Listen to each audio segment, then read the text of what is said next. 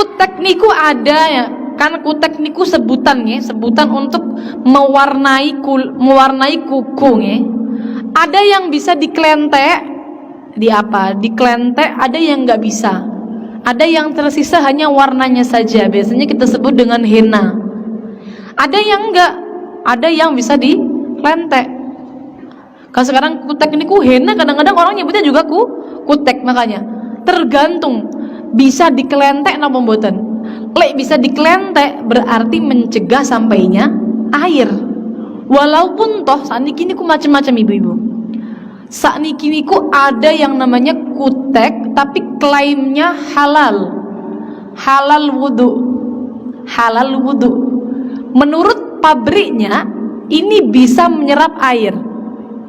Kalau bahasa Inggrisnya breathable. Bisa menyerap. Padahal di dalam konsepnya wudu, kalau tangan ibu-ibu mengusap atau membasuh?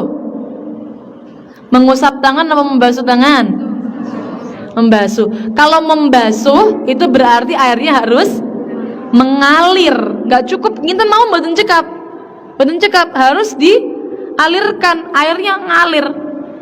Nah, kalau semisal hanya diresapi mawon, kan belum sampai membasuh. Jadi kalau kutek, kiranya ibu-ibu pakai kutek, walaupun toh yang jual bilang kutek yang bisa diklentek loh nggih, yang bisa diklentek, walaupun toh yang jual ini ngaku ini boleh jenengan pakai wudu, kok bagusnya ndak usah nggih, pakainya kalau pas haid mawon. Jadi mboten usah dipakai ketika sholat, pas suci, pas akan sholat, pas mau wudu dihilangkan dulu. Atau apa saja, seperti tip X atau make up. Nah, ini dia perempuan. Make up apalagi yang klaimnya waterproof. Waterproof niku artinya napa? Anti air. Berarti kalau kena air pasti masih ada. Apalagi itu, kalau kena air masih ada, berarti tentu tidak akan sampai airnya pada bagian yang wajib dibasuh dan wajib diusap. Pasti tidak akan sampai. Sehingga harus dihilangkan terlebih dulu. Maskara, bedak yang tebal, bedak kalau bedaknya tabur, ini kan biasanya meresap ibu-ibu. Jadi kalau diambil nggak ada biasanya kalau tabur.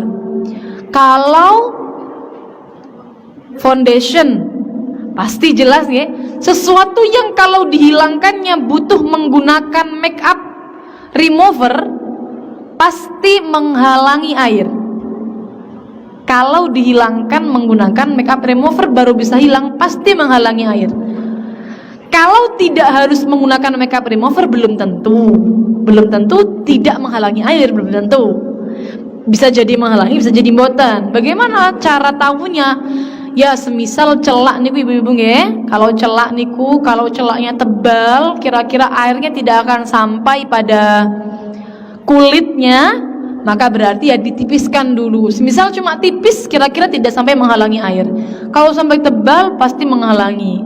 Jadi harus ditipiskan terlebih dulu, atau kalau lebih baik dihilangkan terlebih dulu. Mungkin yang setiap hari pakai alis harus dihilangkan terlebih dulu baru kemudian wudu. Lipstik pun juga begitu. Yang boleh tersisa semisal cuma tersisa warnanya mawon. Maksudnya bagaimana? Contoh, panjenengan tuh kan ada lip tint ya ibu-ibu, lip tint niku atau tinta panjenengan kalau coblosan. Nah, itu yang nempel tidak ada bendanya, hanya tersisa warnanya saja. Mungkin yang ibu-ibu gaenane niku ten griyon damel yang berhubungan dengan sumbo. Napa sumbo? Kunir. Kunir napa sumbo damel jajan, sumbone abang. Sumbonya merah, perwarna makanannya merah. Tangannya merah. Nah, ini sisa warnanya saja. Kalau sisa warnanya saja maka tidak masalah. Tidak menghalangi air. Biasanya kalau sisa warnanya saja juga tidak akan merubah air. Tidak akan merubah air. Warnanya tidak akan merubah airnya. Jadi nemplek tan gini kulitnya, nemplek tan kulit. Jadi tolong dibedakan antara yang hanya sisa warnanya saja seperti henna, sisa warnanya saja, kunir, pewarna makanan, tinta, sisa warnanya saja, dan juga yang masih ada bendanya. Kalau masih ada bendanya seperti make up dengan segala macam make upnya, kalau masih ada bendanya harus dihilangkan terlebih dulu.